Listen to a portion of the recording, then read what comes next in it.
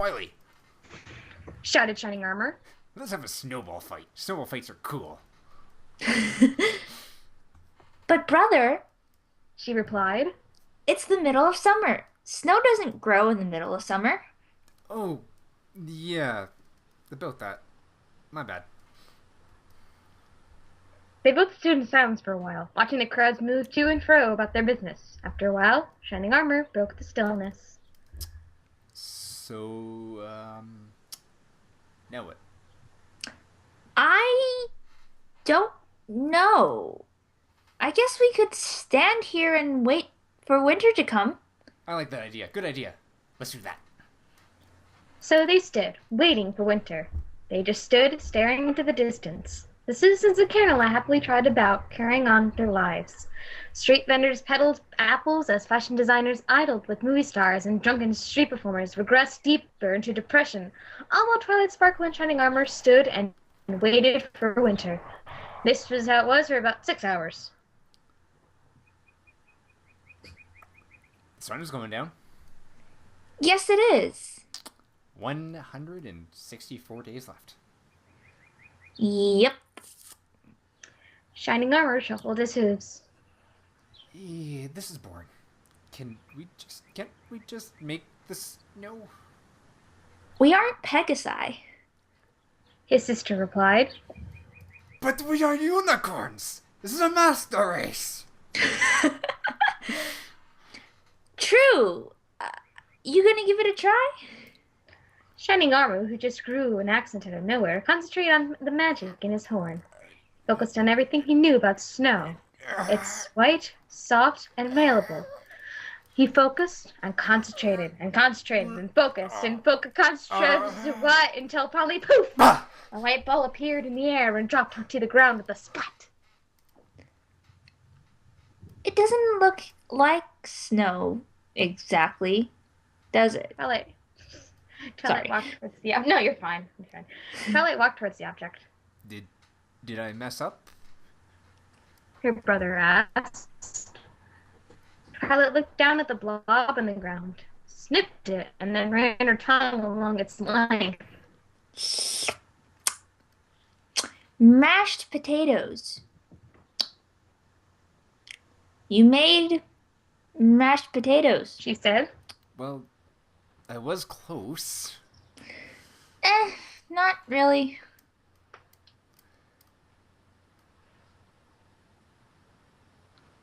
Twilight lifted the ball of potatoes, which was certainly not snow, and turned it over with her knife, inspecting it. A mischievous idea formed in her mind. Hey, Shining Armor, come here. What is it? What did you fit? Oh. You got mashed potatoes in my face.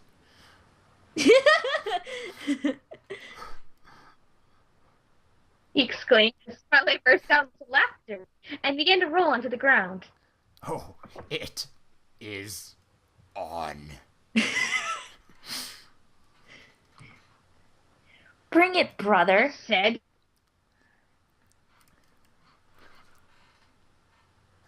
Shining Armor assumed a charging stance as Twilight Sparkle backflipped behind a nearby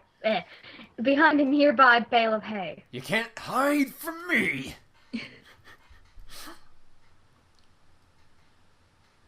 Twilight didn't know what was happening, but she could see the glow of her brother's magic and hear a whole bunch of poofing. She decided to risk a peek over the hay. Bam! Bam! Splat! Whack! Bam! Bam! Whack! Splat! Oh, no you didn't! She shouted. Yes, I did. He replied. Well, I've got some magic too. Take this! Potato power! I never thought I would shout that. Oh, I'm sorry, but whoa! She clapped her hooves together and brought them down on the ground for dramatic effect. Then she conjured the largest potato in existence, the one that to this day holds 3 world records, and dropped it. Bam! The potato hit empty ground. Shining Armor had dodged, run to one side, and avoided the giant tuber, which is now rolling down the street, taking a good section of the surrounding landscape with it. After that, the stallion turned to face his sister, not to scold her for almost crushing the life out of him, but to retaliate. In an instant, there were 800 balls of mashed potatoes floating in the air, and in the next, they were hurtling towards Twilight at bullet speed.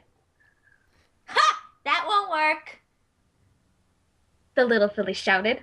She jumped into the air and did a somersault unnecessarily and conjured herself for a tennis racket. Batter up. Whack! Smack! I'm just gonna do noise. The bears had evolved. Noises! Okay. Loud things. There you go. The bearage had evolved into a steady stream of smashed starches, and Twilight Sparkle wasn't blocking a single blow. Ah! I completely forgot tennis rackets have holes in them. No, really, Twilight. She waved her useless shield around, uselessly, until she could no longer move, due to being buried in potatoes. Ready to forfeit? Never! Yeah. Twilight exploded from the mass of potatoes, wielding her hooves a giant stalk of celery that she sliced at her brother with. Shining Armor was prepared for this, though. He was prepared for the celery, and he blocked it with a loaf of French bread. There they stood, adorably on two legs, weapons locked and staring into each other's eyes, and each trying to dominate the other with sheer strength. Given enough time, Shining Armor would probably have prevailed, but his bread was soft, and it gave way to the power of the celery. All hail, almighty celery! Unarmed and exposed, Shining Armor executed a judo flip and took cover in a bush. Oh, no, you don't. Yelled Twilight. I think I do.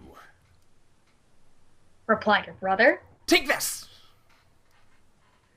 The blue and white of the stallion emerged from his shrub, swinging a Gatling gun to his hip, and unleashed hell. Eat carrots! He screamed and let loose a deadly volley of vegetables towards his sister. Ah! Screamed Twilight. I've got a ping pong paddle this time. And ping pong she did. With a ping and a pong, she skillfully swatted aside each and every tasty treat he sent her way. Wait, vegetables are tasty? Okay. Blast it! You've learned your lesson. I'm gonna have to change my tactics. Tactics! Hey, hey, Shining Armor, turn around. What? Whack! Ah! Apples, mother bucker. That's not nice. Watch your mouth, little filly. Or what? Corn! Corn! Corn it was too. He stuffed her face so full of corn she could hardly breathe, but at the same time she couldn't swear. Take that! Purity over pain! Oh, heck no. Corn directly in her face? Two can play dirty. She swatted the disgusting shucks and ripped a wheel of cheese out of thin air and into reality. Why would you take the corn? What are you gonna do with that? Make soup? Taunted Shining Armor. He wasn't very good at taunting. He failed it in elementary school. No, I'm not good at taunting. No. But at least I'm aware of my flaws, narrator. She replied. Oh gosh. Well, I'm gonna end Shining you. Armor gained fourth wall powers. Ah. She hoisted the cheese high above her head, and it doubled in size, and doubled again and again, and then quadrupled in size, and then shrank by 3%. And then its overall mass was multiplied by 7.28, and she let it loose.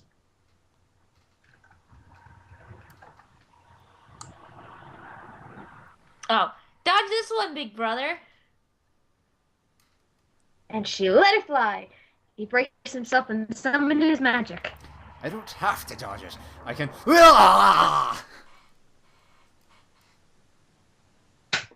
Direct hit! You dead?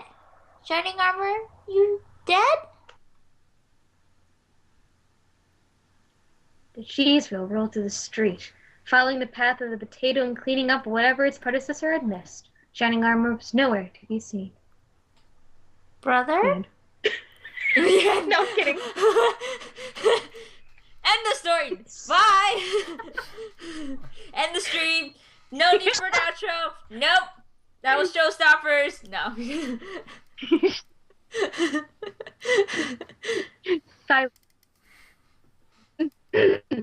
Silence. Her brother was nowhere in sight. Twilight found herself all alone in the dark streets of Camelot. Brother? No response. Did I kill him?